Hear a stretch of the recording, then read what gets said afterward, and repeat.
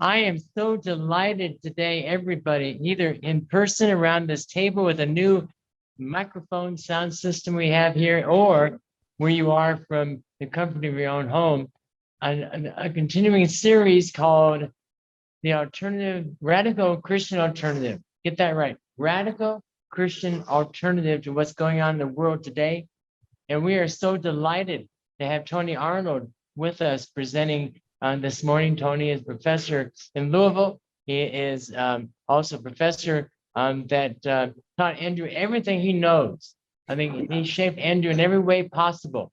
And so we have Tony to thank for that. And we are so grateful, Tony, that you've taken the time to be with us every Sunday, it seems, not only for adult ed, but for worship. We know, and for Wednesday mornings and everything else in between, a member of this congregation calling us from Louisville by Zoom, teaching us this class. And I'm going to let you take it from here, Tony. We're so grateful. Thank you. Thank you, Harry. Yeah, so it's great to be with you this morning. And we were talking earlier about just the sort of the wonders of technology that we can have this opportunity to connect. As if you can see a little bit here, it's warm and yet fall colors here in Louisville, Kentucky. So I'm going to start by sharing some stories. So I'm talking about today about environmental justice, but Harry's discussion of the lectionary last week really reminds us about how much of our faith is really about stories of God and God's radically transformative love, and how that operates in our lives and collectively, and how we're a part of that, maybe in different kinds of ways, and that which stories get told often really shape our understanding of what it means to follow Jesus Christ, and what it means to be a part of God's radically transformative love in our lives and in the world. And so I'm going to tell a series of stories that may be all part of, really, you can kind of think of them as as different chapters in a book about environmental justice and kind of my personal journey with that. And each sort of chapter tells us something about the church and how we can be involved in the work of environmental justice. And so it was the first sort of main point is that we tell our stories. And so I'm going to start with kind of current chapter. I'm going to eventually come back to this chapter at the end. But the current chapter is a story of Frank Bencomo Suarez, who is the son of Cuban immigrants.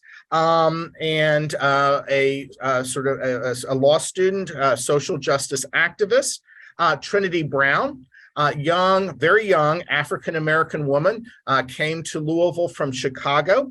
Colin Shoemate, somebody who grew up here in Louisville, went away and had a career before coming back to law school, wants to really make a difference in the in Louisville, in the communities that he grew up in. Rebecca Wells Gonzalez, who is a PhD student in urban and public affairs,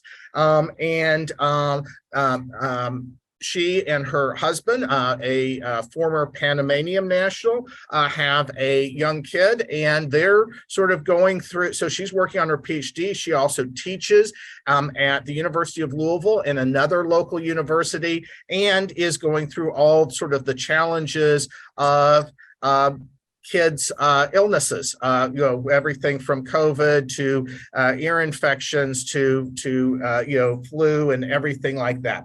And they and students in my water resources class and I are involved in a project in Southwest Louisville in what's known as the Mill Creek watershed. A watershed, as you may know, or maybe know, it's an area of land that drains to a body of water. And so this is a area in Southwest Louisville, about 24, 25 square miles that all drain to something called Mill Creek. So there's various, smaller streams that are tributaries to that all ends up in Mill Creek, and Mill Creek ends up in the Ohio River. And this is in the southwest part of town.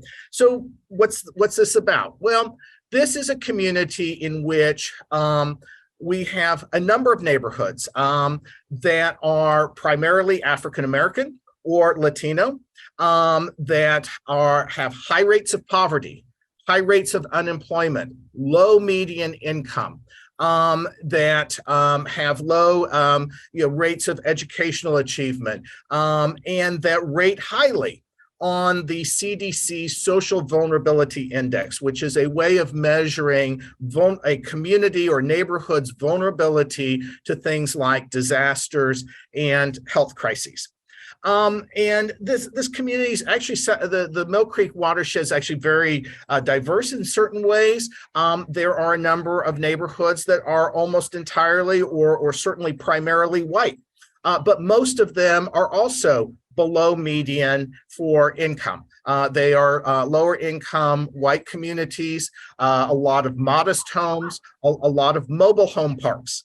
And one of those one of the neighborhoods that's primarily African American is the location of some really famous civil rights activism that actually Martin Luther King Jr. came and visited here in Louisville. That's a Shively neighborhood, but one of the neighborhoods in this area is also the home of some is primarily white and home of some notorious KKK activity. So it's a very diverse community.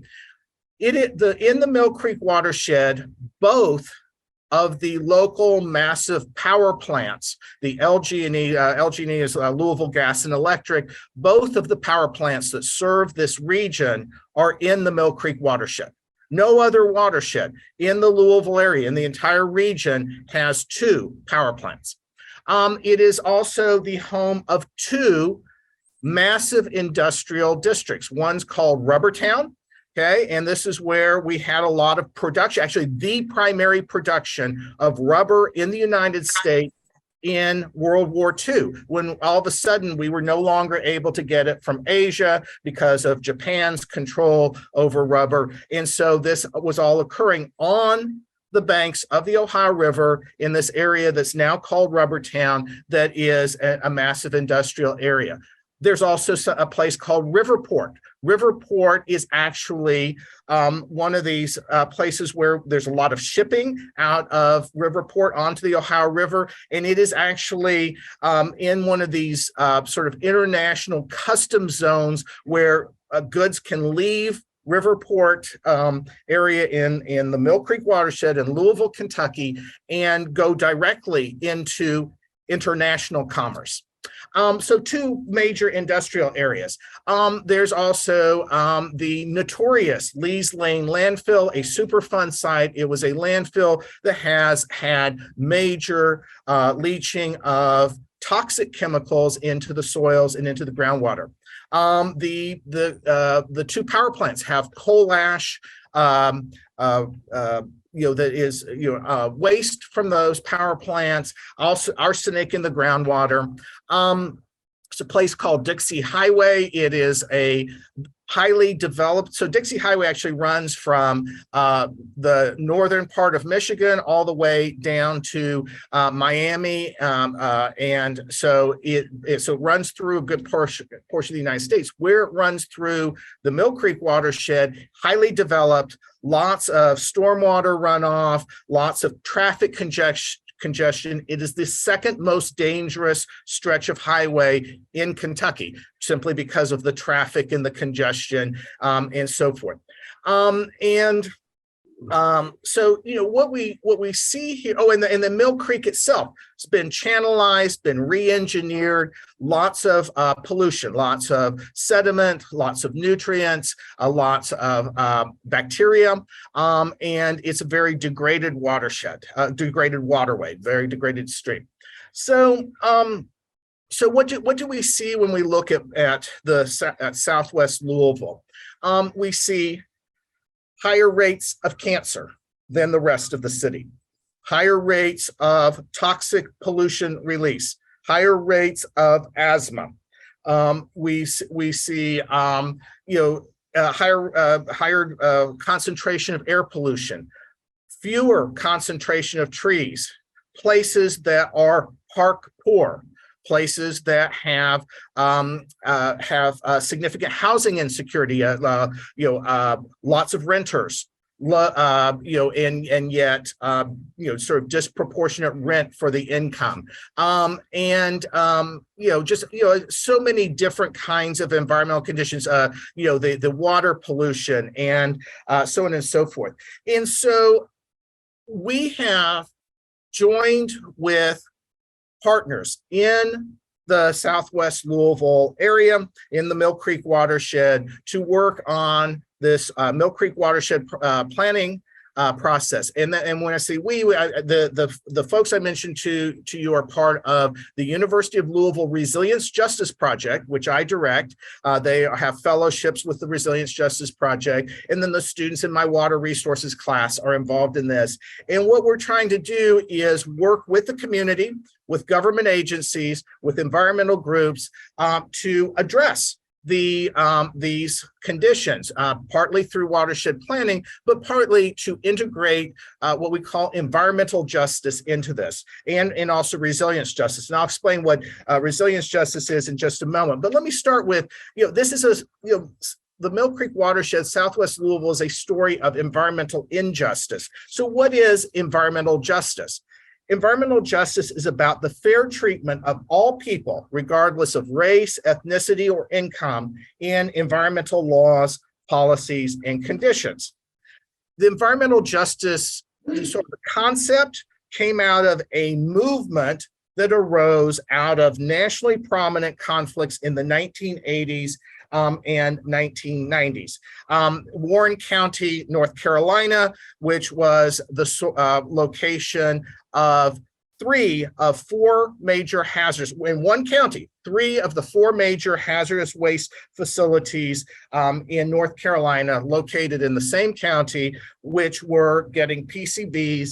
And I decided not to go down the road of PowerPoint because I think that's difficult, but I could show you the pictures of the African-American activists lying down in the road, trying to prevent the trucks from bringing the PCBs into their community.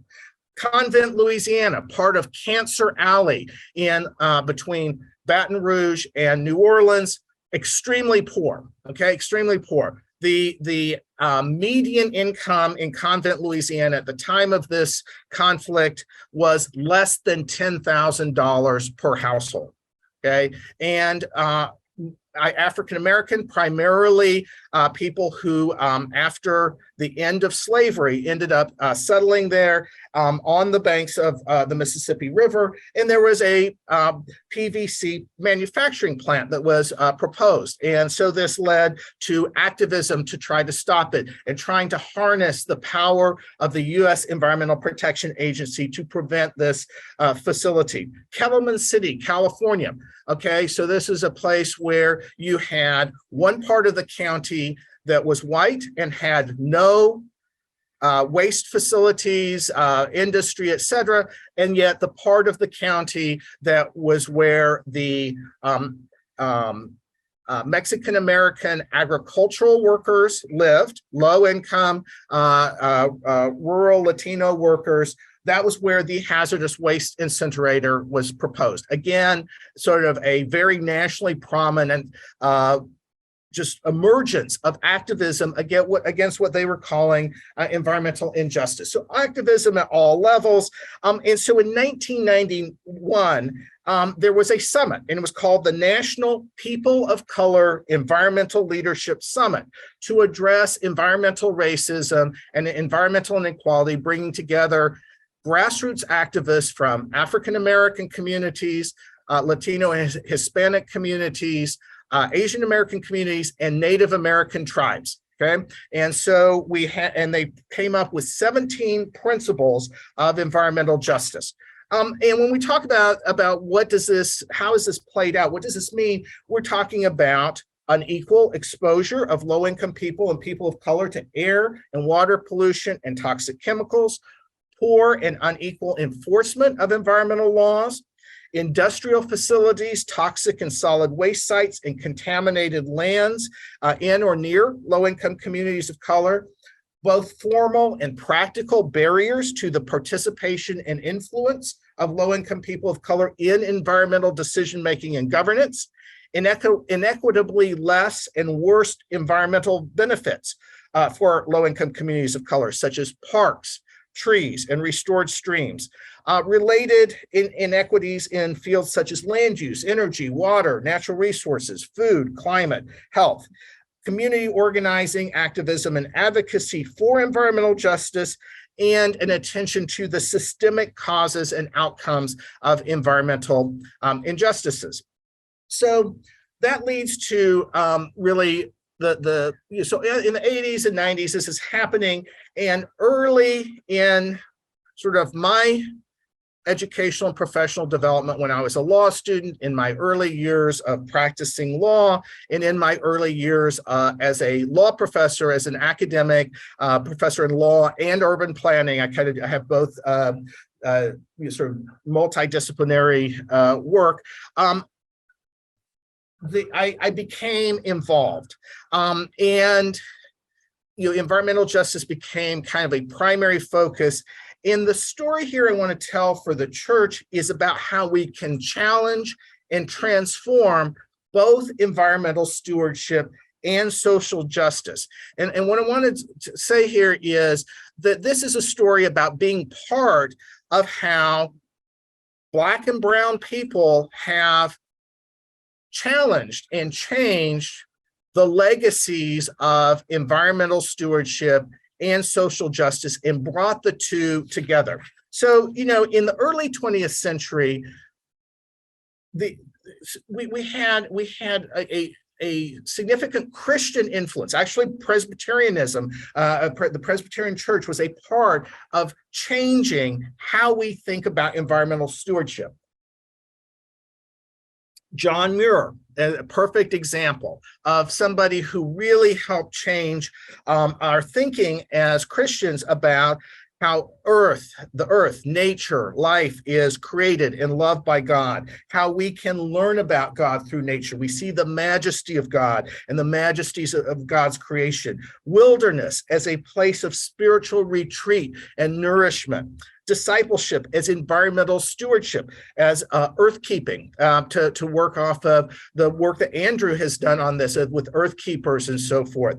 And really sort of thinking, rethinking Christianity to focus more on anti-domination of nature and anti-exploitation of nature.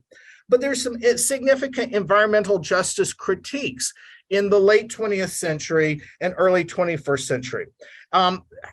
This thinking is disconnected from God's heart for the vulnerable, the marginalized, the oppressed. Opposition to the domination and exploitation of nature was not linked in the early 20th century to opposition and to domination and exploitation of people. A lot of this sort of wilderness focus ignored urban environments, both natural and human created. It also, we have wonderful national parks and so on and so forth, but there's also a story there about how indigenous sacred places were taken and then managed and used as environments for people, white people of with resources to come and enjoy, to leave the city and get out into the wilderness. Sometimes this was tied to Christian support for capitalism, and it was also very expert controlled, all about the scientists, the lawyers, and the managers who are kind of conserving and protecting the wilderness environment. At the same time, in the early 20th century, we had shifting perspectives on social justice. Jane Addams, a Presbyterian social worker, and Woodrow Wilson, sort of an example of sort of the progressive movement politically. And this is all about God's heart for the poor, vulnerable, marginalized, and oppressed, about the love and mercy of God for all, seen through the care for others. The idea that poverty, poor health, and poor social conditions are the result of societal structure, not bad decisions by the poor.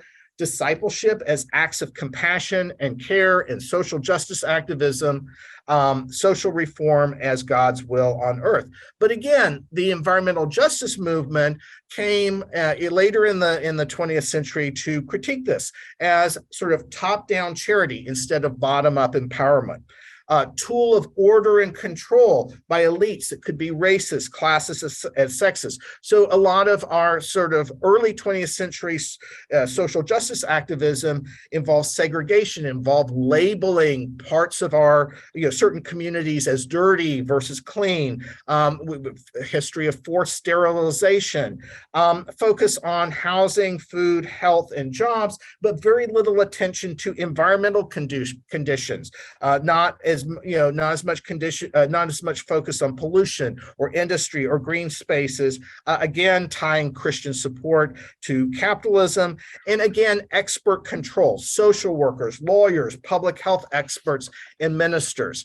And so part of what I think the environmental justice movement has done, and it has been, there have been Christians, there have been people of faith, there have been Presbyterians have been involved in this, and then people who maybe have various different belief systems. But it's the idea that God's heart is for all peoples and all of God's creation, including the environments of the poor, the vulnerable, the marginalized, and the oppressed. Through Jesus Christ, we see the radical and transformative power of God's love in contrast to the pervasiveness of greed, anger, violence, destructiveness, hate, and so forth. And then God calls us to love other people, to love the works of God, creation, to love ourselves. And that faithful life of love must include seeking environmental justice, changing systems of racism, structural poverty and inequality, colonialism, oppression, marginalization, exploitation, harm, destruction, and dehumanization, and that we are humble fellow travelers with people who are experiencing environmental injustice, allies, servants. We support, facilitate, empower, not just impose our own ideas. So out of that, that kind of thinking, that sort of influenced my sort of thinking about what it means to care about the environment and to care about the marginalized peoples in our world.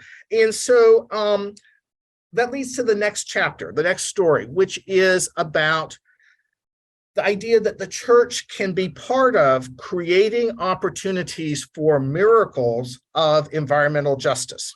Okay?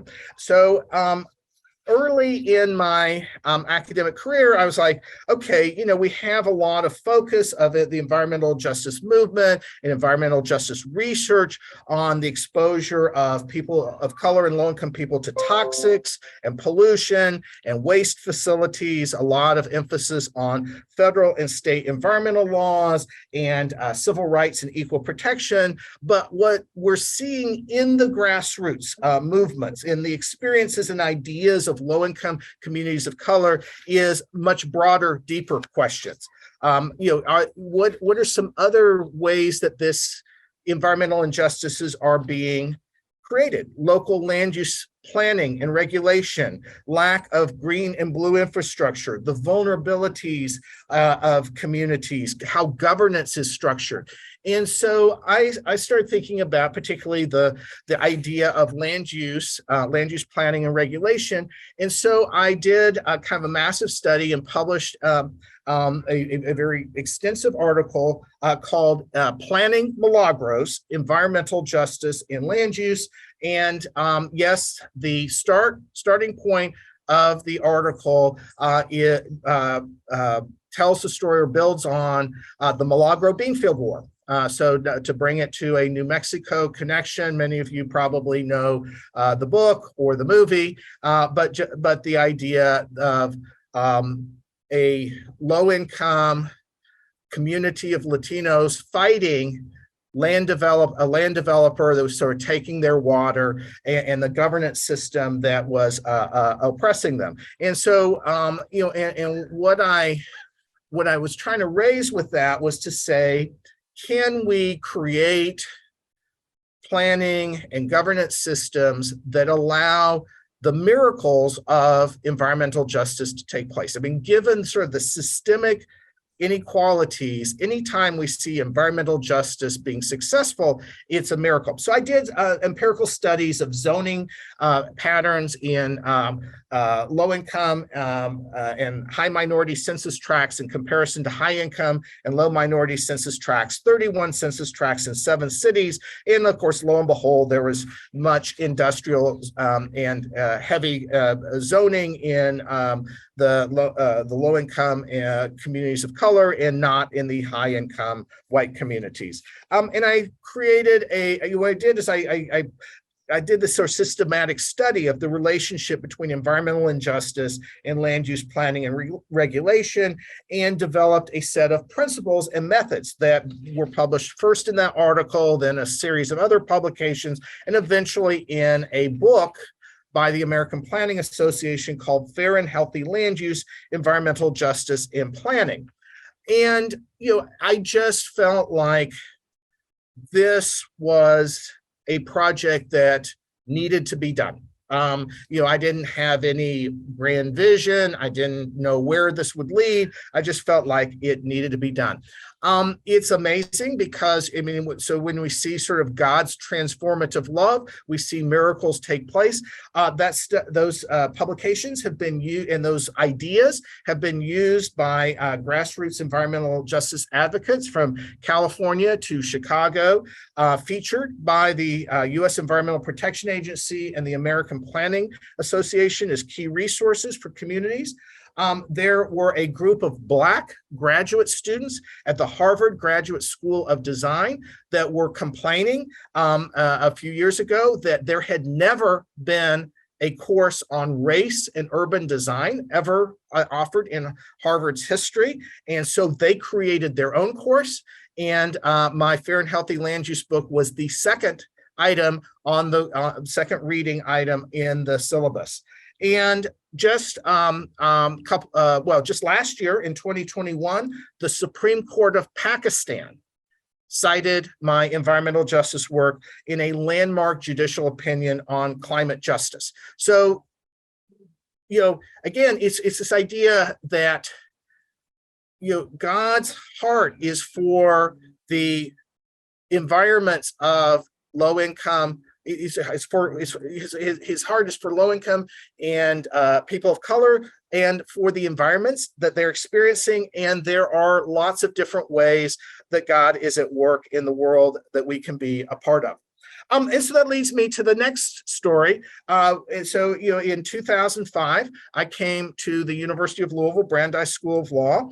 I was teaching in Southern California and was recruited for what's called the Bail Chair in Property and Land Use. And in my very first semester, I taught an environmental law course in which there was a brand new transfer student, dual degree student in law and theology named Andrew Black, who had tons of questions and wanted to really explore lots of things. And so, which was exciting. That's a sort of sign that, hey, I'm in the right place, and we're going to do some exciting things here. The University of Louisville Brandeis School of Law has become a national leader in environmental justice, but what's, I think, more important is the importance of collaboration and collaboration with one another, and being an ally with frontline and fence line communities, the low-income communities of color that are experiencing environmental injustice. And so the big picture here is that we can become community with one another and with the marginalized and oppressed. So at U of L, we have all of our entering students have early in their education an environmental justice field trip in which we go into the community. We see this. We have 8 upper level electives in which environmental justice is explored. We are connecting law students of color to opportunities in the environmental area. We do lots of community engagement, community service. We have alumni such as Andrew doing important environmental justice work once they leave and go out into the world, to the professional world. And we have some research projects that are going on.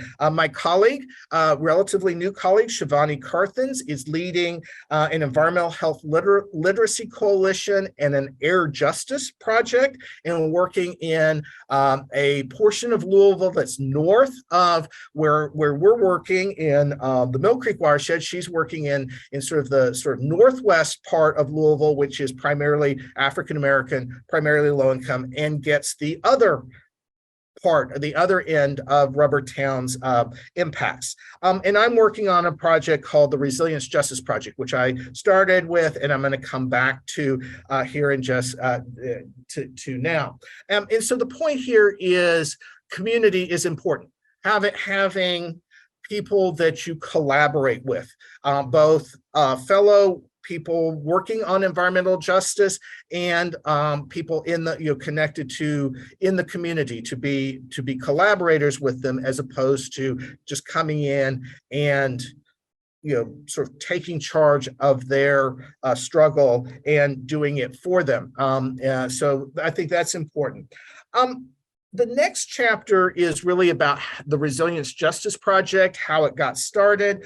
And the point here, the big picture for the church, is that we can change systems of injustice. So we talk a lot about, systems of injustice. We talk about, passages in the Bible that, sort of address that this happens, and that this is part of what life as a Christian, sort of the radical Christian alternative is about. And so what happened in 2016, is I had been working for a lot of years in environmental justice, and I'd been working in a growing sort of attention to how systems affect resilience and vulnerability in communities. And so I had an opportunity with a grant to go be a visiting scholar at UCLA in Los Angeles, and to collaborate with an environmental justice organization called the City Project in and within Black, Latino, and Asian American neighborhoods in Los Angeles. And what we were looking at was their significant park inequities, so parks, streams, trees, etc., and how the revitalization and restoration of the Los Angeles River that had begun created great opportunities to bring new parks to park poor neighborhoods. Again, low income, Latino, African American, and Asian American neighborhoods. But what was happening is we were getting green gentrification and displacement.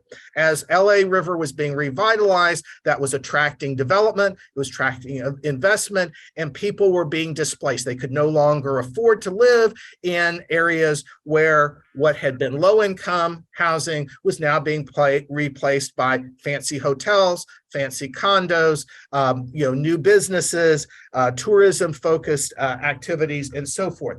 And so what that tells us is there's a lot of what's going on here is systems of racism, structural inequality and poverty, power disparities, and marginalization and oppression. And the question is, how do we tackle that? And so what I have ended up doing was developing this Resilience Justice Project to focus on this idea that environmental justice is a starting point, but we really need to think even further. So resilience justice is about equity or fairness in the capacities, vulnerabilities, and conditions of marginalized and oppressed communities, which often have substantially worse vulnerabilities to systemic shocks and disturbances, and changes because of systemic inequalities. And so, and when we talk about the shocks and changes, we can be talking about climate change, we can be talking about disasters, we can be talking about economic shocks, political and social unrest and upheaval, health crises, all sorts of things. And the capacity of a community to adapt to these disturbances and shocks while retaining its core functions and structure is what community resilience is all about. And so what we're looking at is how marginalized and oppressed communities often have fewer resources and less social and political power to adapt to these disturbances and changes, and how environmental conditions, political conditions, economic conditions, social conditions, health conditions, how these systems are interconnected. So we've done a variety of work. We started with Los Angeles. We worked also on the Fresno, California, and Sacramento, California water supply plans, vacant and abandoned property policies, in West Louisville, a couple of other projects in Louisville, one in Tampa, Florida, the Anacostia River watershed in Washington, D.C., and a project in Accra, Ghana, and then some of our work has been applied in places like Brazil and Europe, in various European cities. And so what we've done here with the Resilience Justice Project is identify how very often underinvestment and disinvestment in community infrastructure creates unequal injustice, in that green and blue infrastructure, parks, trees, streams are essential. And the unequal conditions are often the result of systemic racism, structural inequality, colonialism, and patterns of marginalization and oppression, and that systemic reforms of governance, institutions, and public policies are needed, as are the empowerment of marginalized communities and residents. And so we particularly think of a process called co-governance, an inclusive co-governance process in which power is shared by both government and bottom up with community members. So it's not just sort of an opportunity to participate. You can go down to City Hall and voice your concern, but actually there's some sharing of power. And then also, as I pointed out, gentrification and displacement is a particular vulnerability. And we've done a lot of studies, we've published a bunch of things. Some of the impacts that we're having is, first of all, this has been an opportunity for our students of color in law, urban planning, sustainability, and so forth to be involved in this work. Half of our publications, Resilience Justice publications, half of the co-authors are current or former students of color. We've received a U.S. Environmental Protection Agency Clean Water Act, Section 319 grant to integrate environmental justice and resilience justice principles and processes into watershed planning for the Mill Creek watershed. So that's the story I started with. But in addition, one of our earlier studies led to changes in how the U.S. Army Corps of Engineers is doing watershed planning in the DC, Baltimore area. Grassroots justice advocates in both urban and rural communities in Africa and Brazil have latched on to our ideas and our framework and are using them to try to improve their community's resilience and to fight back against environmental injustices in their communities. And right now, our most recent publication on resilience, justice, and urban water planning. So we're talking about drinking water supply planning and how that despite things like, California has environmental justice regulations, has environmental justice laws that are very advanced, and they also recognize a right to water, a human right to water in California. And nonetheless, what we see from their urban water plans is that there is significant more vulnerability and worse quality of drinking water for the low-income neighborhoods of color. Those households are disproportionately harmed. And so we did a study, we published something, and that's now circulating in the U.S. Environmental Protection Agency. So in other words, instead of thinking of Flint, Michigan, and Jackson, Mississippi as these sort of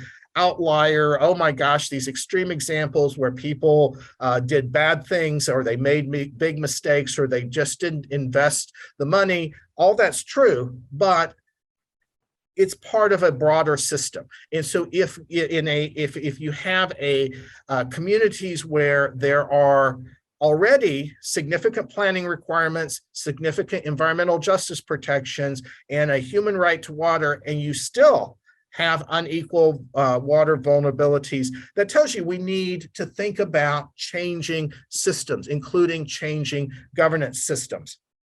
And so, what does that mean for how we as a church, how we as followers of Christ can do that? And I think that this leads to my last kind of chapter, which is the chapter I started with, our current work in the Mill Creek watershed.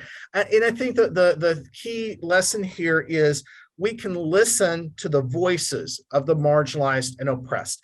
I think the Bible talks about how God hears the cries of the marginalized and oppressed. I think that that's one of the lessons of people of faith, and I think it's one of the lessons of what we're doing here in the Mill Creek watershed. We're talking about inclusively facilitating and amplifying the voices of the people who are affected by environmental injustices and inequitable vulnerabilities. So we, in this watershed planning process, we are partnering with various community groups, environmental groups, and government agencies. The planning process is being led by the Louisville Metropolitan Sewer District, funded by US EPA Clean Water Act Section 319 grant.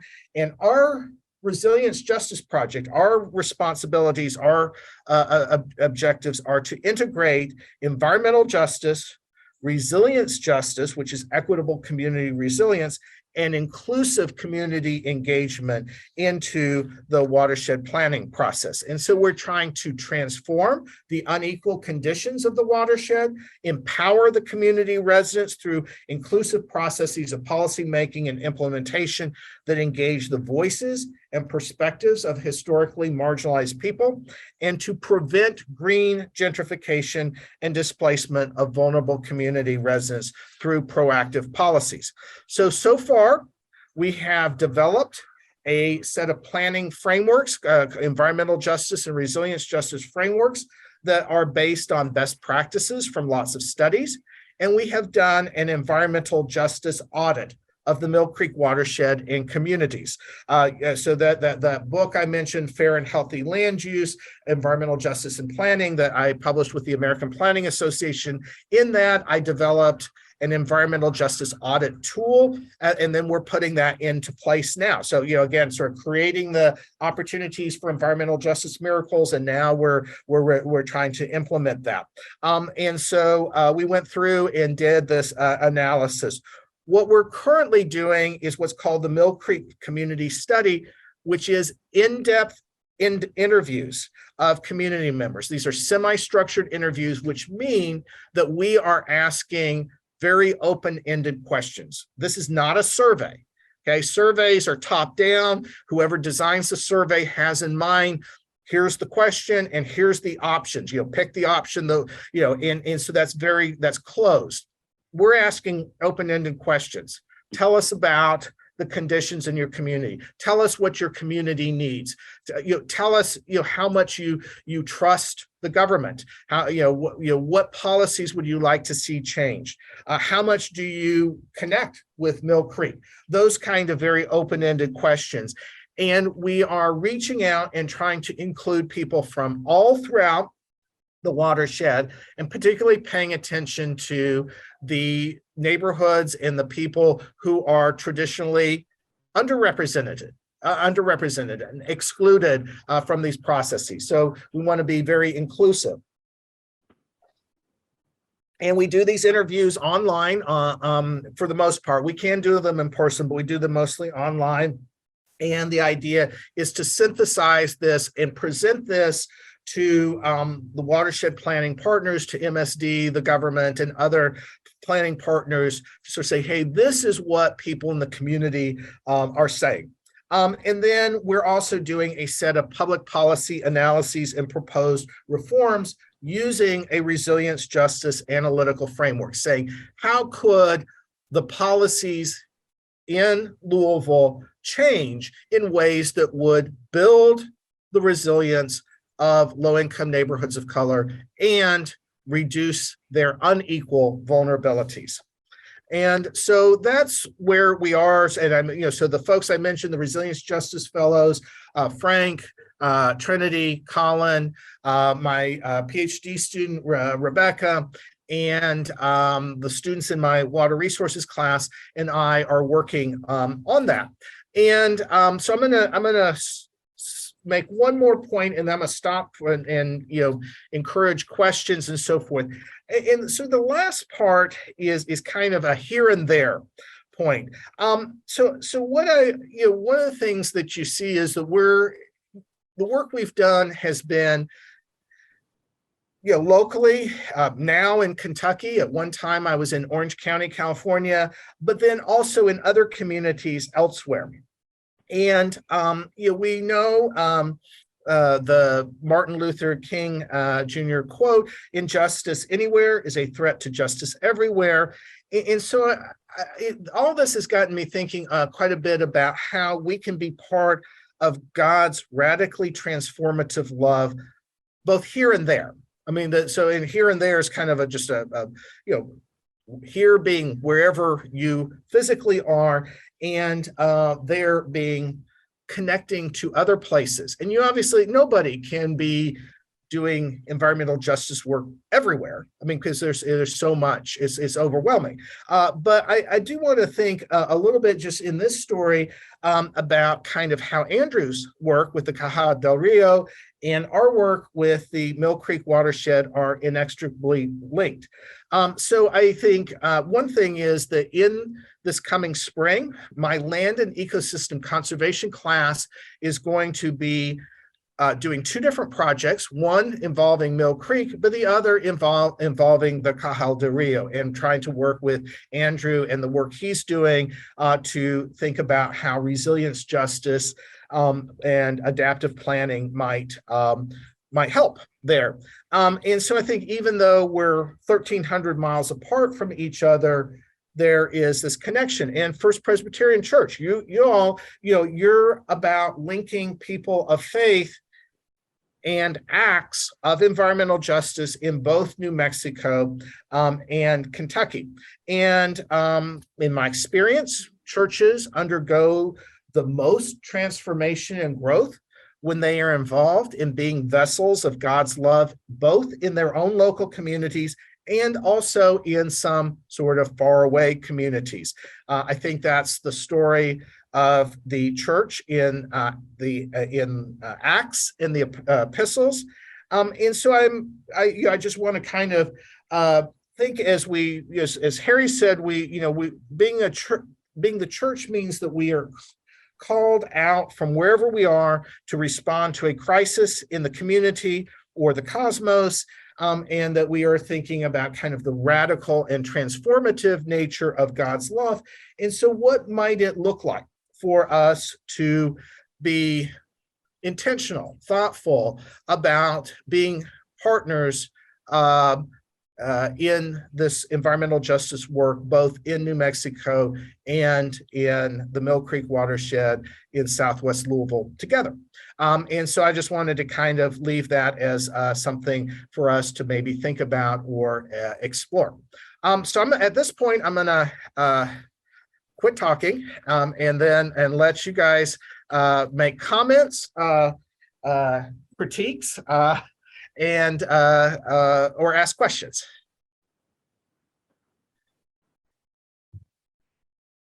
Okay. Wow, Tony. I'll point something out to both Tony and to Andrew Black. From what we heard this morning, he needs at least a full week of serious presentation to get people thinking about it. And what I want to throw out, Andrew, is you ought to get the professor to come and be on the program at Ghost Ranch sometime during the summer and take a week on this subject, because there is so much to cover. And there's a huge difference between water east of the Mississippi and west. We out here live in a very complicated water environment with the Interstate Stream Commission and with water rights. And a lot of the things that he pointed out just today have tremendous impacts on our daily life because of water policy. And not all people in our communities are familiar with what needs to be done. And I'll just point out to the professor, first of all, say thank you. This was really enlightening. But also, there's a Supreme Court ruling, just a recent one. And for your information, you probably know more about it than any of us. It's 141 of the Supreme Court, where they ruled that New Mexico did not have to pay the state of Texas for water that they claim for water they claim that we stole from them by violating the interstate stream compacts. So anyway, and the ruling judge on that was Neil Gorsuch. Anyway, it's water continues being very, very complicated in New Mexico, and it's always a big subject in our legislature. Super, thank you. That's exciting. I mean, not exciting that you have so many water problems, but exciting to think about and talk about how we can address those issues. Yeah, and Ghost Ranch would be awesome. Yeah, I agree, Tony. We should talk about that. That'd be a lot of fun.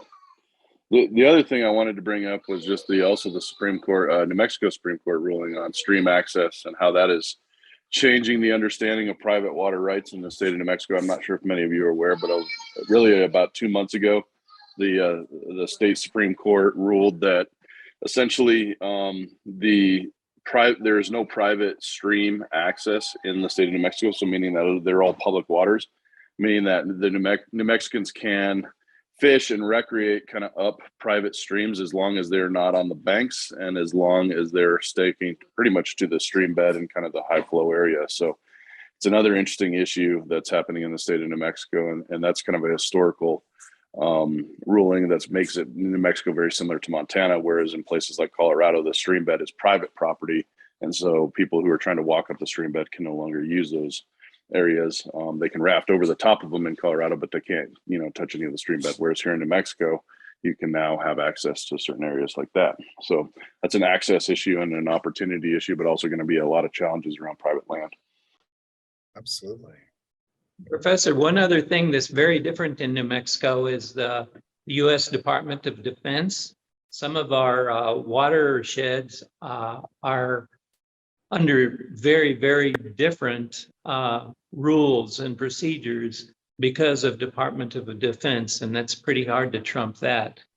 We have a good amount of our surface lands that are controlled by Department of Defense, and there's been some very serious issues over decades, especially up in Los Alamos, but other places in the state where there's experimentation that goes on with explosives.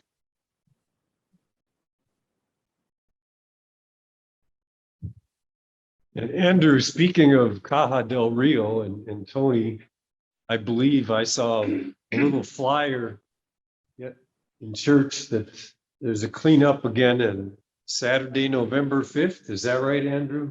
At the Caja del Rio? Yes, it is. I'm leading a hike that morning, starting I think at 8:30 or 8:45, and then we're going to do a cleanup on top of the Caja again. Exactly right. So that's yet another example of the interconnections, how we're kind of doing things both places. The very same day on November 5th, we're doing a cleanup in sort of sponsored by a variety of different organizations in the Mill Creek watershed. So while y'all are cleaning up the Caja, we'll be cleaning up Mill Creek. Hey, Yeah, Tony. and one of the cool things for the church's heads up is that Earth Keepers kind of holds it all together. So we're promoting both the Mill Creek cleanup and the Caja cleanup.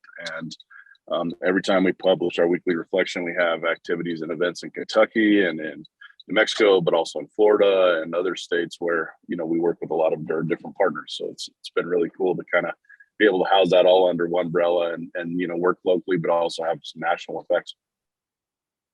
Hey, Tony, just a quick question. Not every church is obviously as lucky to have someone like Andrew in their as part of their congregation. But what's your experience? How many churches around the country are having a sense that the issue of environmental justice should be part of their portfolio of faith? I mean, how often do you hear about churches entering into this issue? So I guess from my perspective, it's a lot less than I think should be the case. I think the churches. So I think that there are quite a number of Black churches in primarily African American neighborhoods that are very involved, that are, you know, because they're very directly affected. But I think that nationally, it's, you know, it's very hit and miss. It's a sort of a mixed picture. There clearly are churches that care very deeply, and interestingly enough, one of the very early publications that showed the patterns of environmental justice was published by the United Church of Christ. They had a racial justice commission, and so that was a significant factor. But I think you know, a lot of times churches have a harder time figuring out how to be an ally or a collaborator or a partner, as opposed to going in and doing a thing. And so, like, for example, with the Mill Creek, and this is why I bring up you know, is there a way that we can be, you know, we can think about the church being a partner in this is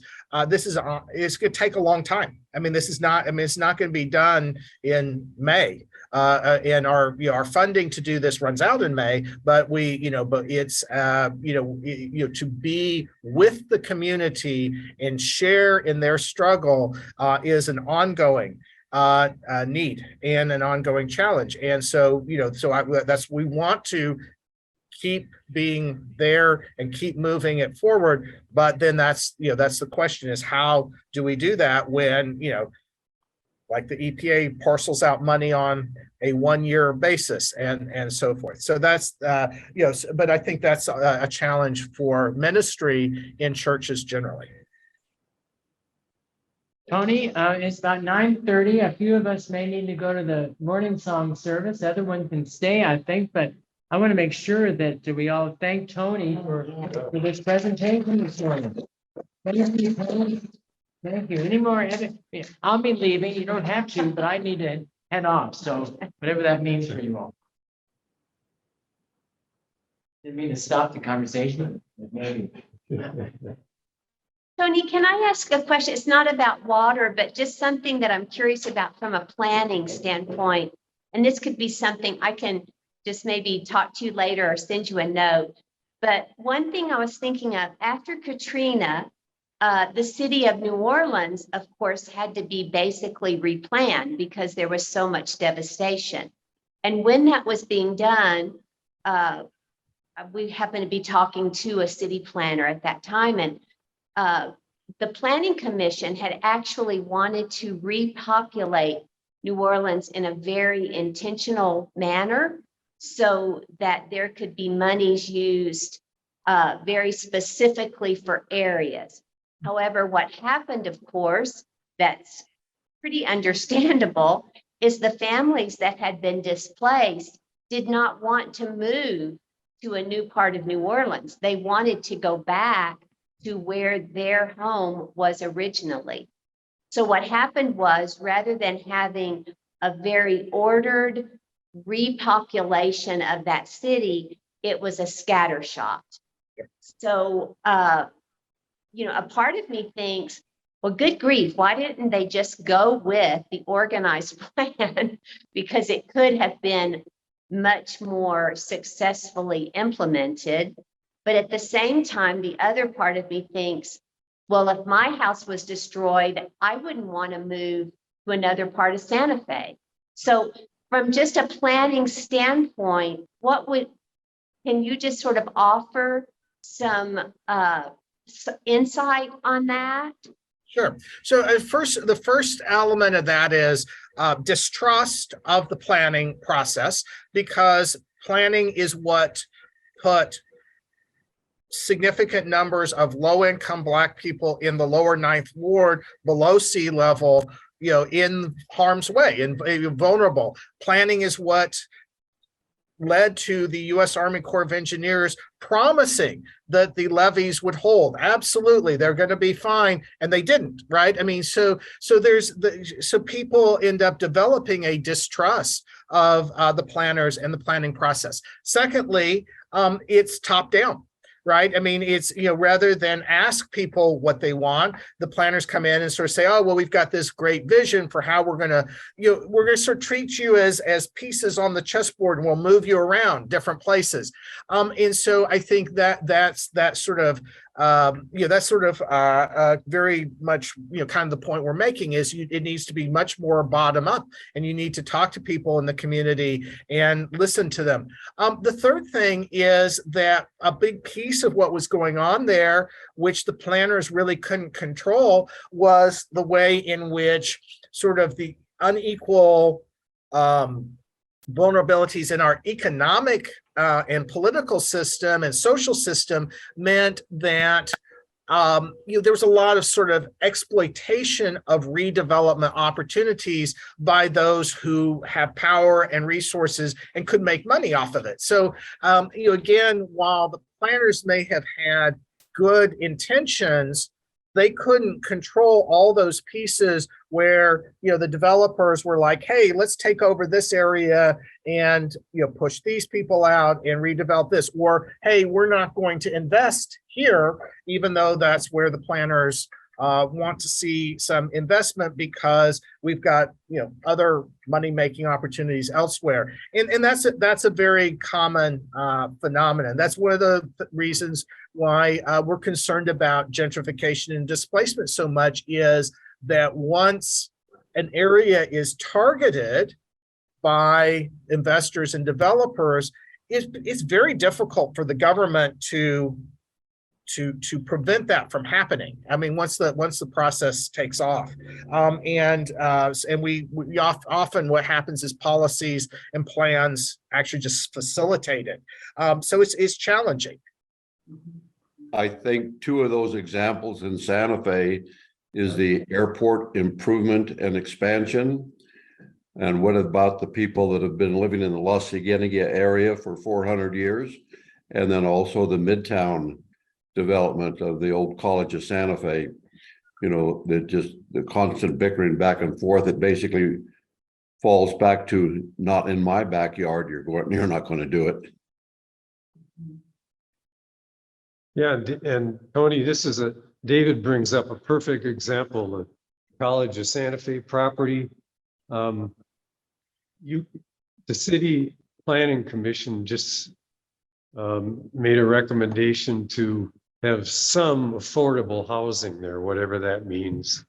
And, mixed use, retail, et cetera. And that's just a recommendation, I guess, to the city council, but you can bet that area is going to be gentrified. So this is a real living example.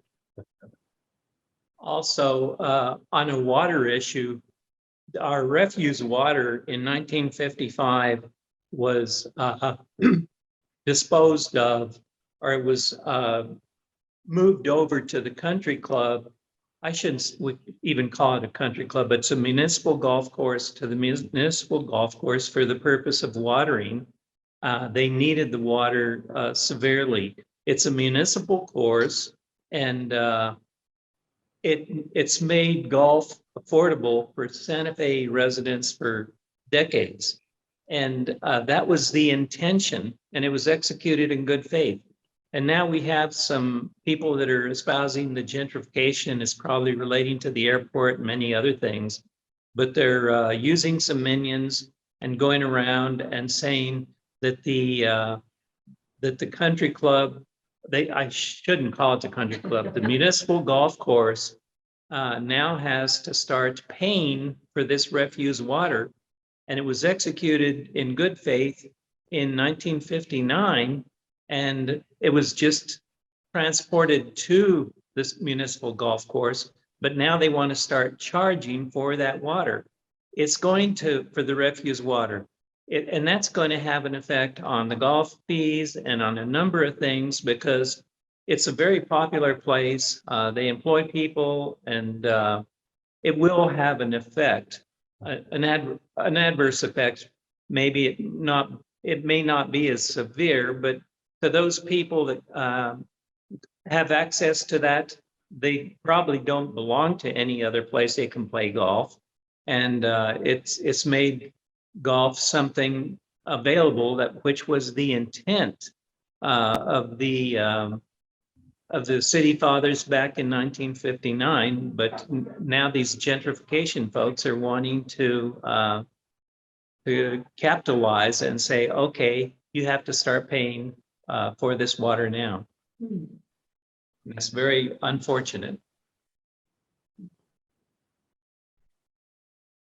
Well, another example is the Buckman Wells, where Las Campanas, I don't know when that agreement was made, Las Campanas had the ability to water 2 18-hole golf courses with fresh water.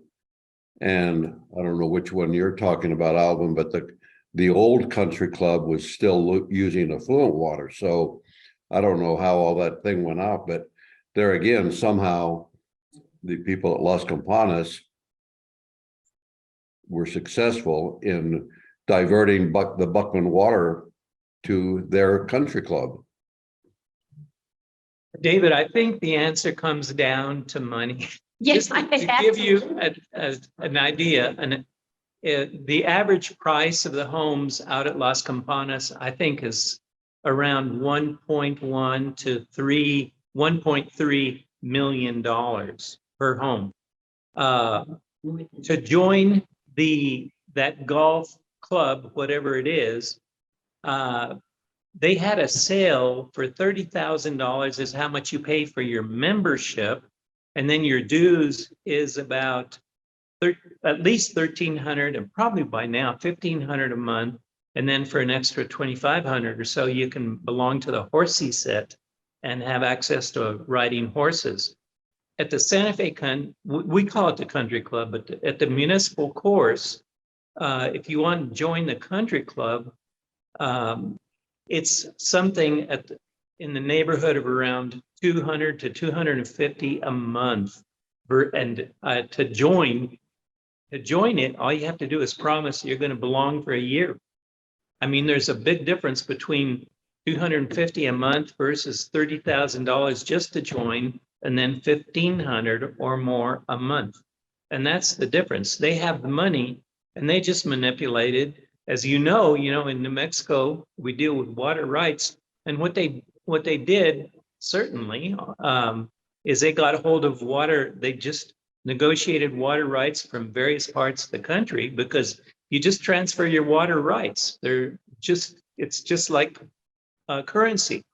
So I'm sure that's how they got their money. They had access to it.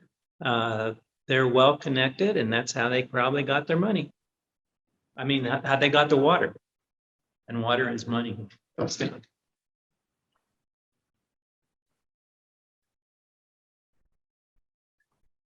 These are really interesting examples. Thank you for sharing them.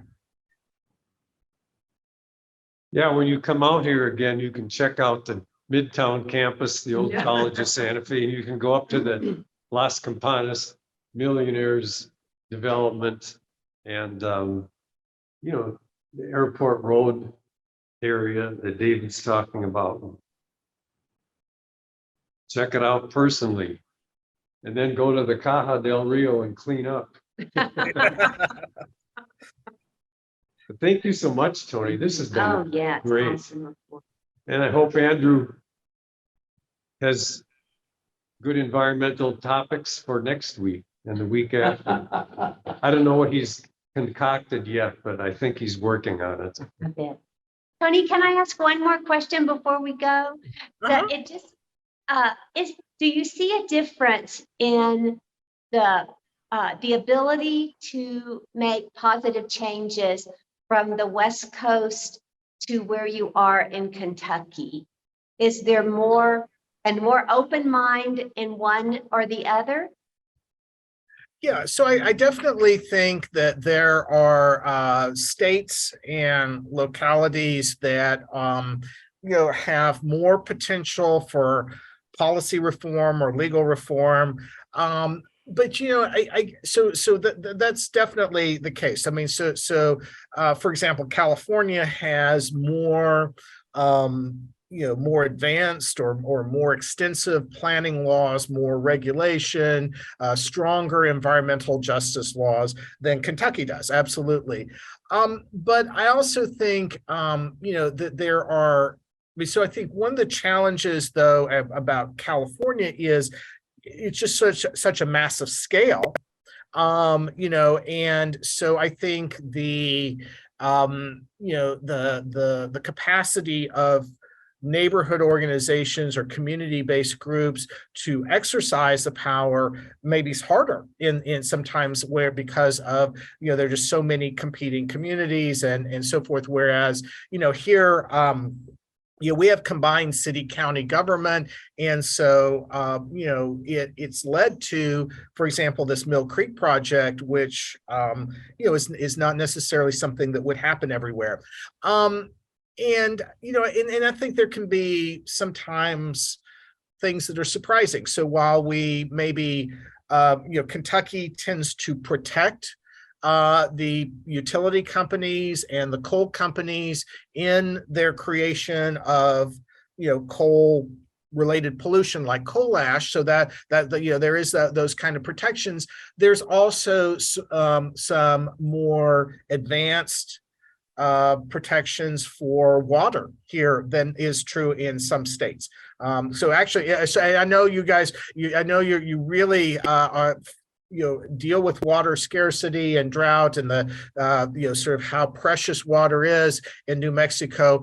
Kentucky has more miles of running water than any state other than Alaska. So there are there's difference, but we have pollution issues, we have flooding issues, we have runoff issues, and so those are sort of the things, challenges we deal with. But there can be some exciting opportunities as well, I think. So I guess it's not exact. I mean, it's different, but it's not necessarily one is totally easier than the other. I think there's also Alvin mentioned something about a lot of these agreements way back when were made, and to use his term, in good faith. And I'm sure that's true with some of the water agreements and even the airport. I remember when there wasn't an airport. The airport was right where the police station is when I was a kid in Santa Fe. So the idea of moving that airport out of La Cienega was done in good faith. A lot of the water agreements were done in good faith. Unfortunately, a lot of them have unintended consequences because I don't think they think them through. And as we're talking about, this Midtown campus thing is going to be huge because you have so many entities, including the business community that owns the malls around that area, that they want to make sure they have a huge voice in how it's developed. Meanwhile, people dealing with the homeless element, they want to make sure they have a huge voice. And but it's the unintended consequences that I think, unfortunately, affect the people you're talking about, people of color or low income. Absolutely. That's exactly it. Tony, I just had a question as to what the role is or is there a role that you have experienced within the medical community, identifying the diseases in these areas where there is a lot of pollution, particularly in the pediatric population? Absolutely. So there is a lot of connection between environmental justice work and the health community, health provider community, public health experts, people focused on health equity, and various sort of health sciences scholars. And so that's become much more a thing. I think one of the challenges is sort of finding forming those relationships where it's, again, not so much just driven top down by expertise, where it's not health experts just coming in and telling the community what ought to happen, but instead that the research and the efforts are collaborative. And that they're, so for example, community engaged health equity research means that the research is shaped by people in the community in collaboration with the health experts, or that sort of, it's not just, okay, we're going to come in and put in a clinic, or we're going to come in and do this, make this change, but that instead that becomes something that's more of a shared effort. And so I think that happens. And so, so for example, here in Louisville, we find that there are folks in that are doing environmental justice work in our med school, in our nursing school, our public health school, and so forth. But there are some health experts in our med school who are still kind of in the top-down mode, that they're kind of like, they just want to go in and have a meeting in the community where they tell them what the community needs to be doing, or what policies need to change. And so that's again, one thing where Resilience Justice Project collaborates in ways that try to build community empowerment and partnerships, more collaboration. But it's a great question. Yeah, there's a lot there.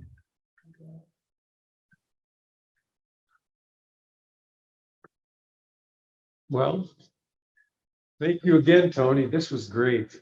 We're all for Ghost Ranch. Yes, I was gonna say, bring that up. You need to come out. You'll have the biggest enrollment group they've ever